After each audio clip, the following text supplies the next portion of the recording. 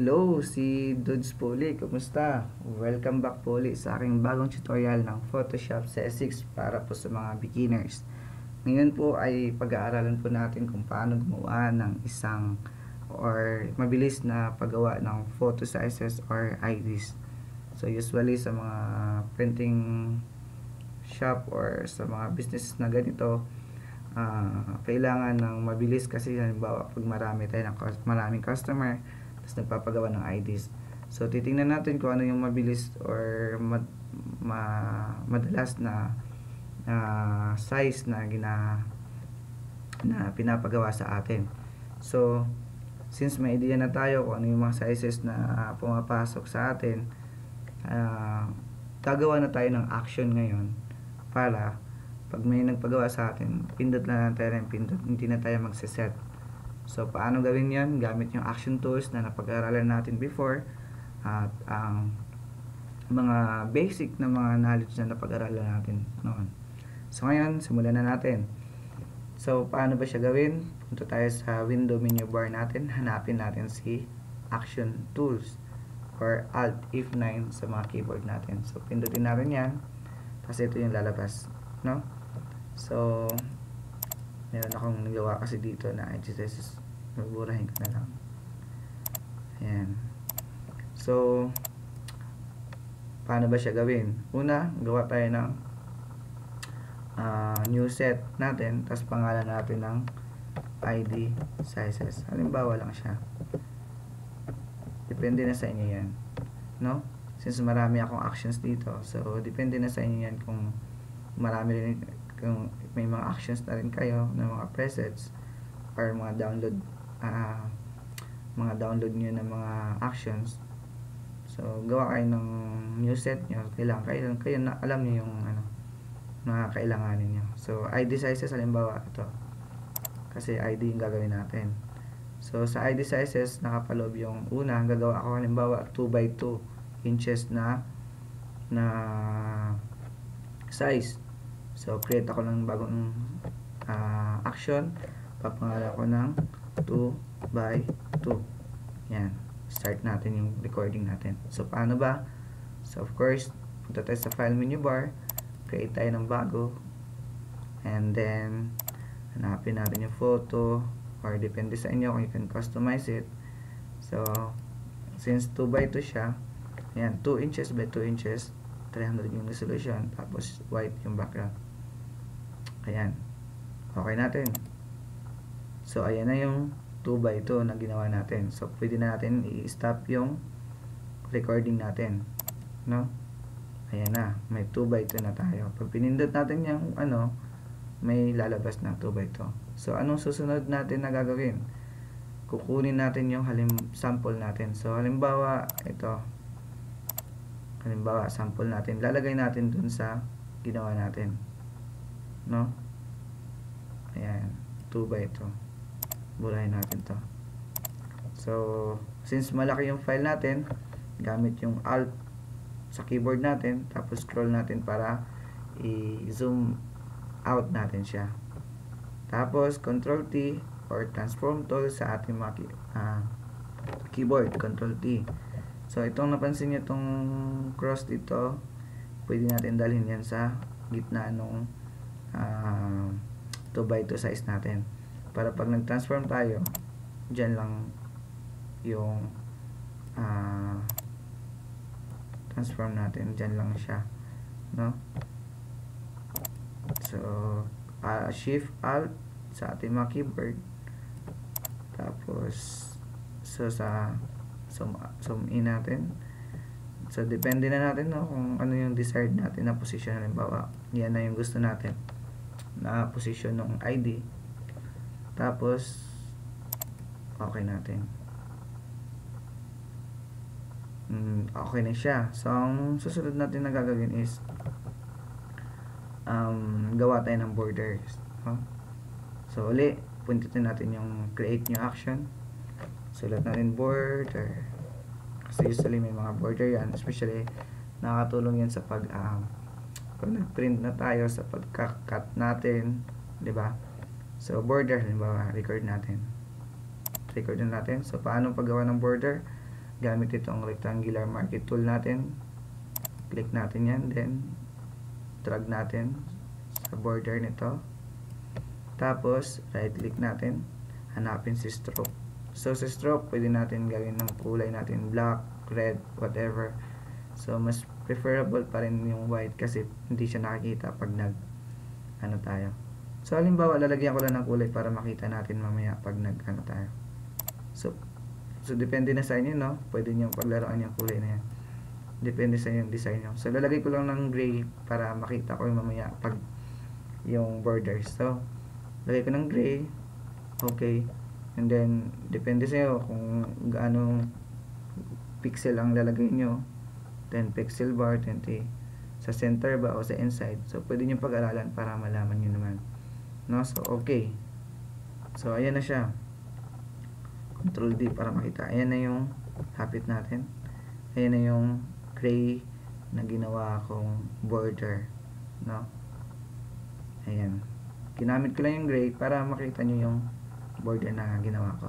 So, ayan na. Stop na natin yung border natin. So, may ginawa na tayong 2x2. May ginawa na rin tayong border. So, anong susunod na gagawin natin?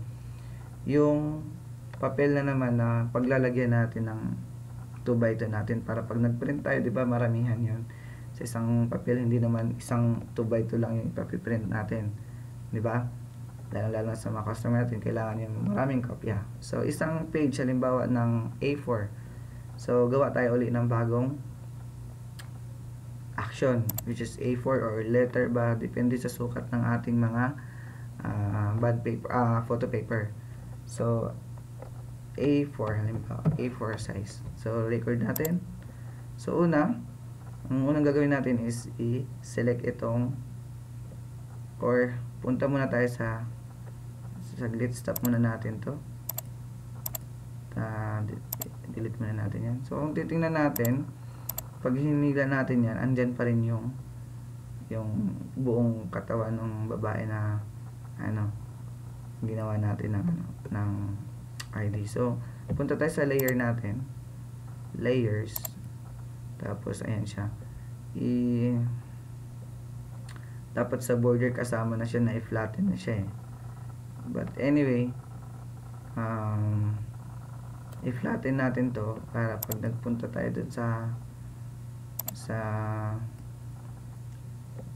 ulitin natin, no? Para makita natin. Para sigurado tayo na hindi mawala. Burahin muna natin yung border. So, Control D. So, ito na yung layer natin. Tapos, gagawa na tayo ng border. Kasi nakalimutan natin. So, record. Tapos, border. Rectangular marquee tool. Tapos, right click, stroke. Same. Okay. Then, wag natin kalimutan na i-flatten. Kasi, ganun nga yung nakita natin kanina, no? So, Control D, deselect. Tapos, right click dito sa layer natin. Highlighted layer natin. Tapos, flatten image natin. So, ayan na. Buo na siya. Well, hindi na natin makita yung buo na nakita natin kanina. So, stop natin. Ayan na siya. So, next, yun na yung A4 na gagawin natin. Create new action. A4. Tapos, record. So, una is siselect natin tong ginawa natin ID, ginawa natin ng border, itong ID na to. Paano siya isiselect, which is Control A or copy, right? Control A, ayan, kakopy na natin siya. Control all yan. So, set selection ang lalabas dapat dito. Next is, punta tayo sa edit, which is Control C sa ating mga keyboard, no? Copy natin. Pag na-copy na natin, punta tayo sa file menu bar. Gawa tayo na ngayon ng bago, which is yung A4 natin. So, hanapin natin si A4 sa international paper.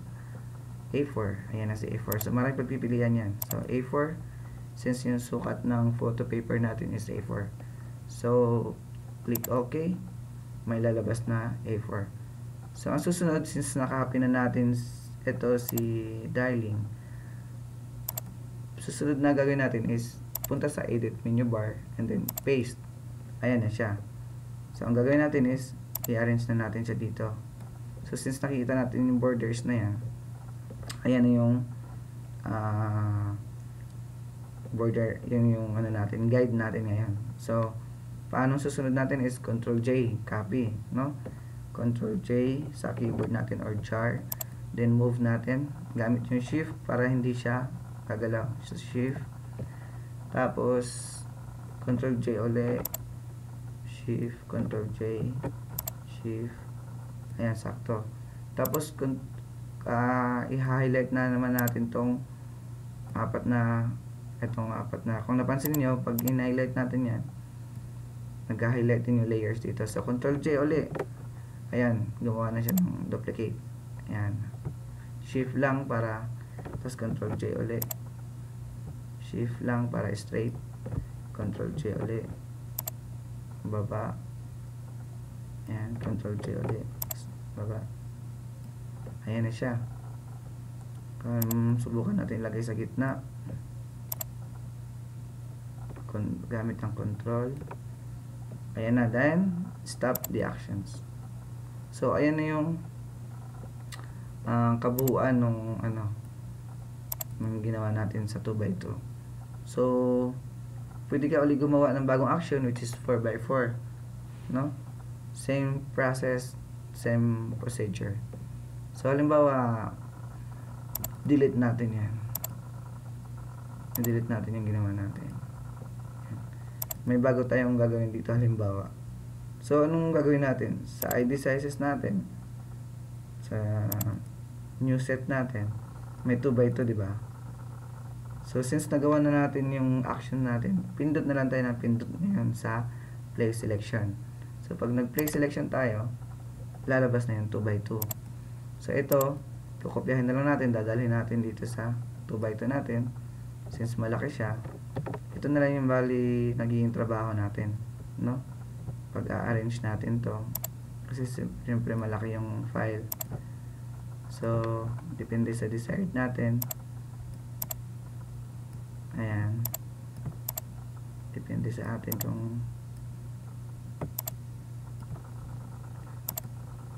bawa yan na yung desired mo na position niya. Ngayon, anong susunod natin is border, then play selection, boom, ayan na yung border natin automatic. So anong sunod, which is A4, pindutin na lang natin si A4, ayan, si A4, boom, ayan na siya, automatic na. Then you can print now yung trabaho mo. So ganun lang po kadali ang paggawa ng mga photo sizes or IDs para sa mabilis na pagtrabaho natin, especially pag marami na tayong customer, no? Isa-set mo na lang kung ano yung mga usually na pinapagawa sa atin. So ganun ka powerful si Action Tools. So far, sana naman may bago na naman kayo natutunan sa pag-aaral na to, at hanggang sa muli na pag-aaral, at